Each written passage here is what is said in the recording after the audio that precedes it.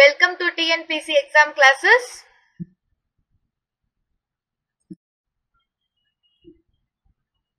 In the video session la nama paaka poradhu India location and physical features. India அமைவிடம் மற்றும் நிலத்தோற்றம். TNPC group 1 to group 4 வரைக்கும் இருக்கக்கூடிய geography topicsல இது ரொம்ப முக்கியமான topic. So geography of India ல இருக்கக்கூடிய first topic, new syllabusல first topic வந்து India location and physical features. So இத கண்டிப்பாக பார்க்கணும். group 1 ல இருந்து group 4 வரைக்கும் எல்லா எக்ஸாம்லயும் கேட்பாங்க. minimum 1 question ல இருந்து maximum 4 question வரைக்கும் இந்த டாபிக்ல இருந்து உங்களுக்கு அரைஸ் ஆக சான்ஸ் இருக்கு. ஓகே, நம்ம டாபிக் உள்ள போவோம். இந்தியா லொகேஷன், இந்தியா அமைவிடம். சோ இந்தியா அமைவிடம் உலக அளவுலயும் சரி, ஆசிய கண்டத்துல இந்தியா அமைஞ்சிருக்கு அப்படின்னு நமக்கு தெரியும். சோ உலக அளவுல இந்தியாவை பத்தி பார்க்க போறோம், ஆசிய கண்டத்திலயும் நம்ம பார்க்க போறோம். சோ உலக அளவுல 7வது மிகப்பெரிய நாடு அப்படின்னு சொல்லப்படுது நம்மளோட India. So 7th largest country in the world and second largest country in Asia. So ஆசியாவை பொறுத்த வரைக்கும் 2வது மிகப்பெரிய நாடு அப்படின்னு சொல்லிட்டு நம்மளோட இந்தியா சொல்லப்படுது. and it is a part of South Asia. So தென் ஆசிய நாடுகளில் ஒரு நாடாக வந்துட்டு நம்மளோட இந்தியா இருக்கு. அடுத்து it is separated from other Asian countries by Himalayas. இமயமலையால் மற்ற ஆசிய நாடுகளிலிருந்து இந்தியா வந்து பிரிக்கப்பட்டுள்ளது அப்படின்னு வந்து சொல்றாங்க. அதாவது இமயமலை வந்து நம்ம நாட்டை மற்ற நாடுகள்ல இருந்து பாதுகாக்கக்கூடிய ஒரு அரணாக செயல்படுது அப்படின்னு சொல்லப்படுது. அடுத்து 2.4% of the total area of the world. அதாவது இந்தியாவோட நிலப்பரப்பளவு அப்படிங்கிறது உலகத்தோட மொத்த நிலப்பரப்பில் 2.4% ஆகும். அதோட அளவு வந்து பார்த்துட்டோம்னா 32,87,263 ஸ்கொயர் கிலோமீட்டர், அதாவது 32,87,263 சதுர கிலோமீட்டர் அளவுக்கு நிலப்பரப்பை கொண்டதாக இந்தியாவோட நிலப்பரப்பு இருக்கு.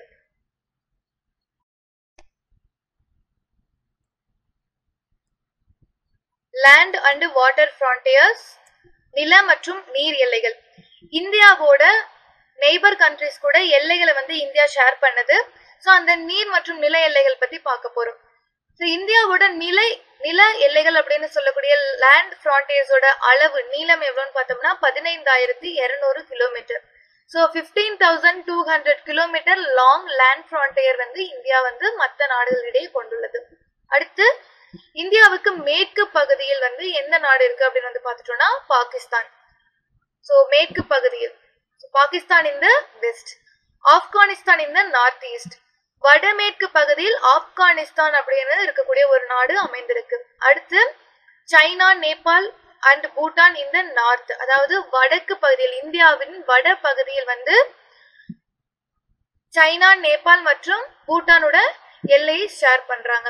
அடுத்து பங்களாதேஷ் அண்ட் மியான்மர் இந்த ஈஸ்ட், அதாவது இந்தியாவின் கிழக்கு எல்லையில் இருக்கக்கூடிய நாடுகள் எது அப்படின்னு பார்த்தோம்னா பங்களாதேஷ் மற்றும் மியான்மர். இந்த எல்லைகளை ஷேர் பண்றாங்க, ஃப்ரான்டியர் ஷேர் பண்றக்கூடிய கண்ட்ரிஸ் பார்த்தோம். அதுல லாங்கஸ்ட் பார்டருக்கு இருக்கக்கூடிய ஒரு கண்ட்ரி இந்தியா கூட அப்படின்னு பார்த்தோம்னா பங்களாதேஷ். ஸோ இந்தியாவுக்கும் பங்களாதேஷுக்கும் இடையே இருக்கக்கூடிய ஃப்ரான்டியர் தான் வந்துட்டு மிக நீளமானது, ரைட்டுங்களா? ஸோ மிக நீளமான எல்லையை கொண்ட நாடு, இந்தியாவுடன் மிக நீளமான எல்லையை கொண்ட நாடு எது அப்படின்னா பங்களாதேஷ். அதோட அளவு வந்து பார்த்தோம்னா 4,156 கிலோமீட்டர், 4,156 கிலோமீட்டர் நீளமுள்ள நில எல்லையை இந்தியா வங்கதேசத்துடன் கொண்டுள்ளது.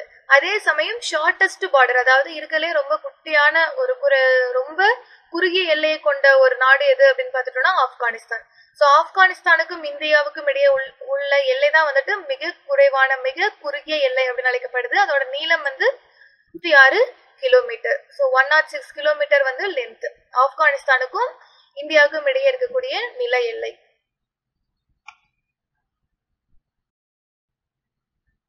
நெக்ஸ்ட் கோஸ்ட் லைன், அதாவது கடற்கரை பகுதி. ஸோ கடற்கரை பகுதி அப்படின்னா இந்தியாவை ஃபர்ஸ்ட் ஆஃப் ஆல் ரெண்டா நம்ம ஞாபகம் வச்சுக்கணும். நம்மளோட கையில ஞாபகம் வச்சுக்கலாம். ஃபர்ஸ்ட் கையை வந்து இந்தியா அப்படின்னு சொல்லி ஞாபகம் வச்சுக்கலாம். கைனா பாம் இருக்கு இல்லைங்களா, கையோட உள்ளங்கை பகுதி, விரல், இதெல்லாம் ஞாபகம் வச்சுப்போம். ஸோ இந்த உள்ளங்கையில இந்த விரல்கள் இருக்கிறதுக்கு கீழே ஒரு பார்ட் இருக்கு இல்லையா, பாம் பகுதி இருக்கு இல்லைங்களா, அந்த இடத்த வந்து நம்ம என்ன ஞாபகம் வச்சுக்கலாம்னா கோஸ்ட்னு ஞாபகம் வச்சு, இந்தியாவோட கீழ்பகுதி தென் இந்தியா அப்படின்னு சொல்லி ஞாபகம் வச்சுக்கலாம். கடற்கரை எல்லைகள் வந்து இந்த கையோட எல்லா சைட்லயும் இருக்கிற போல ஞாபகம் வச்சுக்கலாம், ரைட்டுங்களா? ஸோ அது 6,100 கிலோமீட்டர் லாங் கோஸ்ட் லைன் வந்து இந்தியாவோட மெயின் லேண்ட் அப்படின்னு சொல்லக்கூடிய முக்கியமான நிலப்பகுதியில் இருக்கக்கூடிய கடற்கரை பகுதி.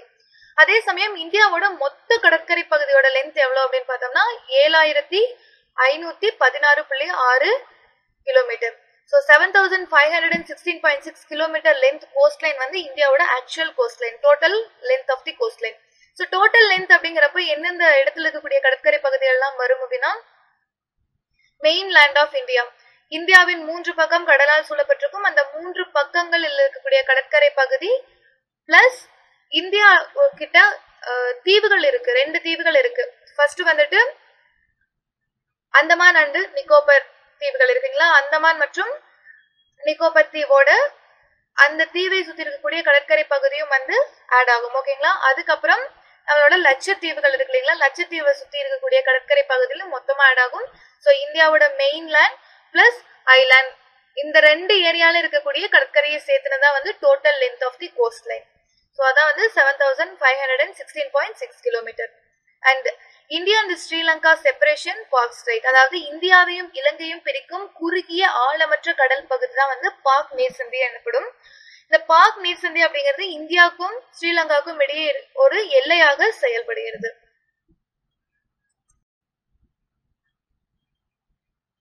ஸோ இங்க ஒரு பிக்சர் கொடுத்துருக்காங்க. இந்த பிக்சர்ல வந்து India extend and standard meridian பத்தி எக்ஸ்பிளைன் பண்ணிருக்காங்க. அதாவது இந்தியாவோட எக்ஸ்டென்ட் அச்சரேகை தீர்க்க ரேகை அப்படின்னு பார்ப்போம் இல்லைங்களா, அதாவது லாங்கிடியூட் அண்ட் லாட்டிடியூட் அப்படின்னு சொல்லி பார்ப்போம். ஸோ லாட்டிடியூட் அப்படின்னா அச்சரேகை, அதுவே லாங்கிடியூட் அப்படின்னா தீர்க்க ரேகை. லாட்டிடியூட் அப்படிங்கிறது இந்தியாவோட மேற்கிலிருந்து கிழக்காக போகக்கூடிய ஒரு கற்பனை கோடு. அதுவே இந்தியாவுக்கும் வடக்கிலிருந்து தெற்காக இந்தியாவை பிரிக்கக்கூடிய கோடுகள் வந்துட்டு தீர்க்க ரேகைகள், லாங்கிடியூட் அப்படின்னு அழைக்கப்படும்.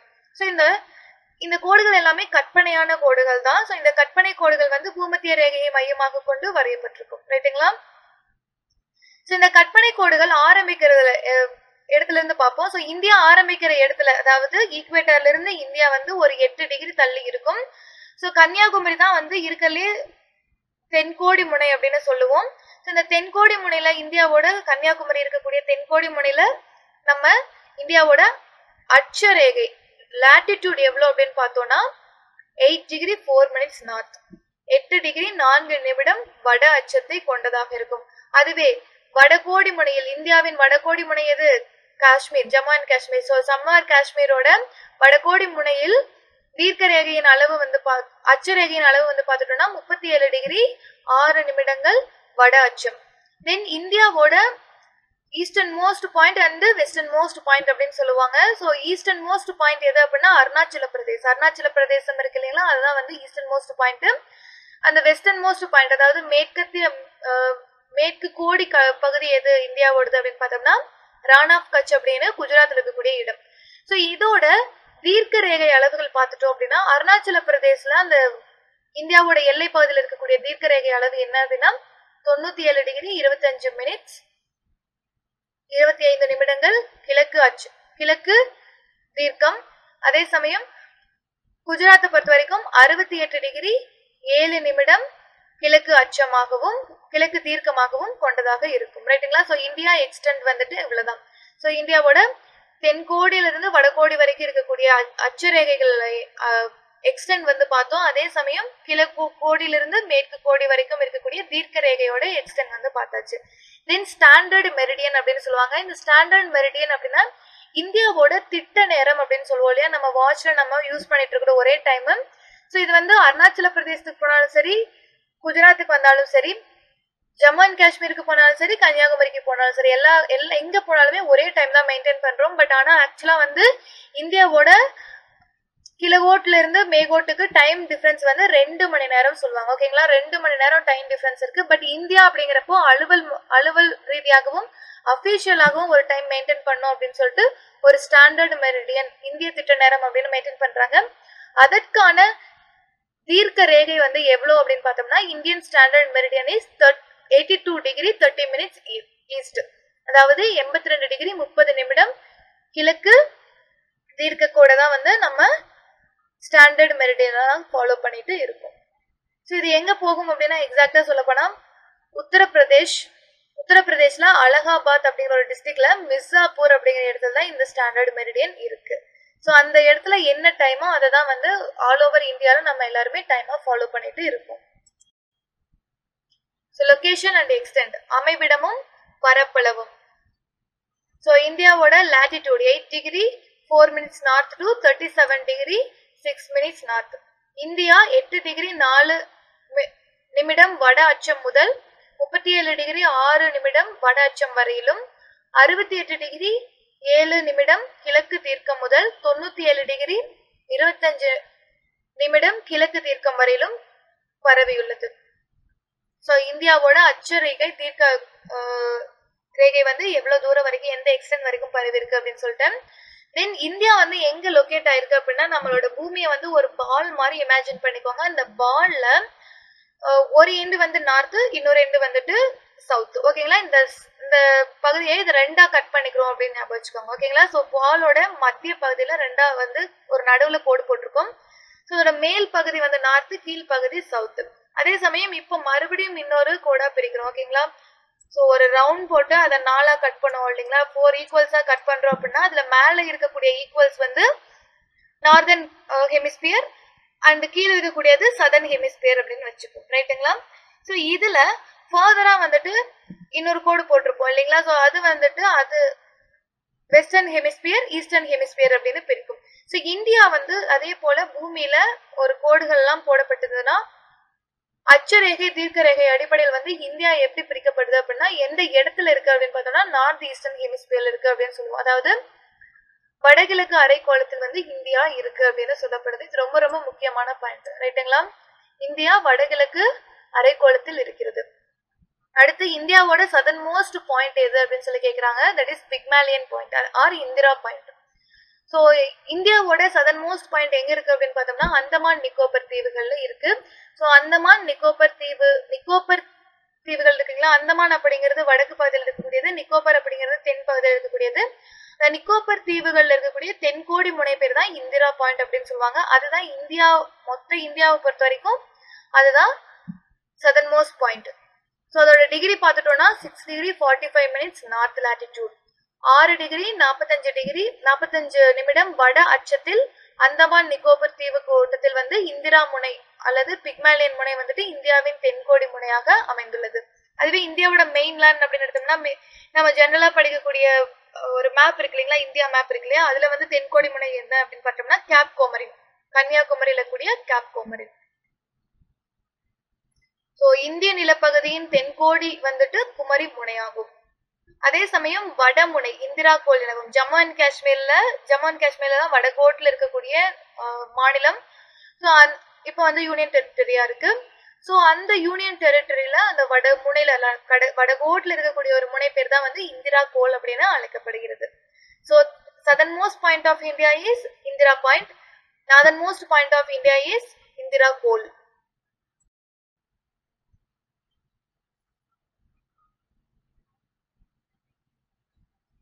The north-south extent of India is 3214 kilometer. So India வடக்கே காஷ்மீர் உள்ள இந்திரா கோல் முதல் தெற்கே கன்னியாகுமரி வரை 3214 கிலோமீட்டர் நீளத்தையும், மேற்கே குஜராத்தில் உள்ள ரான் ஆஃப் கட்ச் முதல் கிழக்கே அருணாச்சல பிரதேசம் வரை 2933 கிலோமீட்டர் நீளத்தையும் கொண்டுள்ளது. அது ரொம்ப முக்கியங்க. ஸோ நார்த் சவுத் எக்ஸ்டெண்ட் காஷ்மீர்ல இருந்து கன்னியாகுமரி வரைக்கும் இருக்கக்கூடிய லென்த் எவ்வளவு அப்படின்னு பார்த்தோம்னா 3214 3214 கிலோமீட்டர். அதுவே இந்த east west extension easternmost பாயிண்ட்ல இருந்து வெஸ்டர்ன் மோஸ்ட் பாயிண்டோட லென்த் எவ்வளவு அப்படின்னு பார்த்தோம்னா ரான் ஆஃப் கட்ச் அப்படின்னு குஜராத்ல சொல்லுவோம். அதான் வந்து western most point. Arunachal Pradesh தான் இந்தியாவோட ஈஸ்டர்ன் மோஸ்ட் பாயிண்ட். இதுக்கு இடைப்பட்ட தூரம் எவ்வளவு அப்படின்னு பார்த்தோம்னா 2933 கிலோமீட்டர், 2933 கிலோமீட்டர். இந்த டேட்டாஸ் வந்து ரொம்ப ரொம்ப முக்கியமான டேட்டாஸ். எக்ஸாம் பாயிண்ட் ஆஃப் வியூல உங்களுக்கு மிஸ்மேட்ச் பண்ணி கேட்க சான்ஸ் இருக்கு. அப்புறம் இந்தியாவை வந்து 2 பகுதிகளாக பிரிக்கக்கூடியது டிராபிக் ஆஃப் கேன்சர். அதாவது கடகரேகை, இந்தியாவுக்கு குறுக்காக செல்லக்கூடிய கடகரேகை 23.5 டிகிரி வட அச்சத்தில் செல்லும். இது இந்தியாவை வட இந்தியா மற்றும் தென்னிந்தியா என 2 பகுதிகளாக பிரிக்கிறது. ஸோ இந்த வட இந்தியாவில எப்படி இருக்கும் அப்படின்னு வந்து பார்த்தோம்னா மித வெப்ப மண்டலமாக இருக்கும். அதே சமயம் தென்பகுதி வந்து வெப்ப மண்டலமாக இருக்கும். ஸோ தெற்க வந்து டிராபிக்கல் ஏரியாவா இருக்கும், ரொம்ப வெப்பமா இருக்கும். அதுவே வந்து வடக்கு போயிட்டோம் அப்படின்னா வந்து மித வெப்பமண்டலம் சப்டிராபிக்கலான ஒரு கிளைமேட் தான் நம்ம எக்ஸ்பீரியன்ஸ் பண்ண முடியும். இப்படி இந்தியாவை ரெண்டா பிரிக்கக்கூடியது எது அப்படின்னு பார்த்தோம்னா டிராபிக் ஆஃப் கேன்சர், கடகரேகை.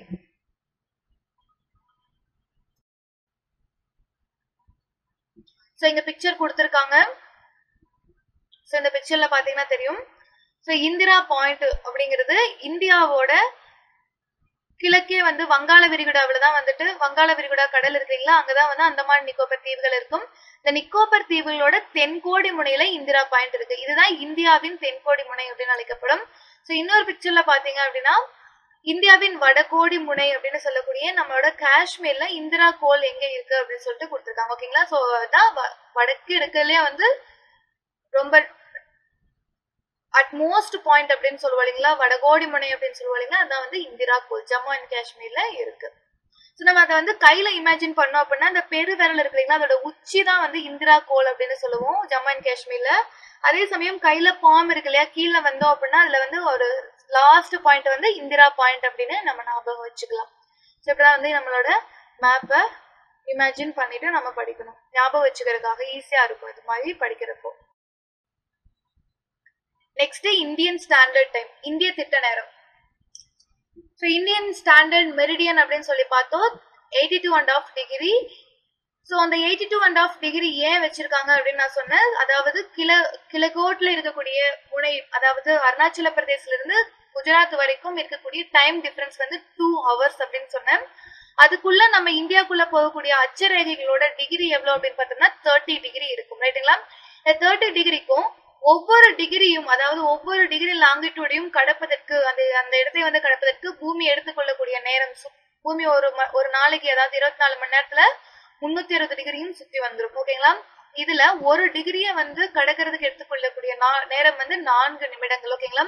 சோ இந்தியாவோட கிழக்கோடு முனையிலிருந்து மேற்கோடு முனை வரைக்கும் இருக்கக்கூடிய டிகிரிகள் வந்து 30 டிகிரி இருக்கு. சோ 30 டிகிரி இன்டூ 4 மினிட்ஸ் அப்படின்னு கால்குலேட் பண்ணா என்ன வரும், 120 மினிட்ஸ் வரும். ரைட்டுங்களா. சோ 30 டிகிரி ஒவ்வொரு டிகிரிக்கும் 4 மினிட்ஸ் அப்படின்னா நம்ம மல்டிப்ளை பண்ணோம்னா எவ்வளவு வரும், 120 மினிட்ஸ்.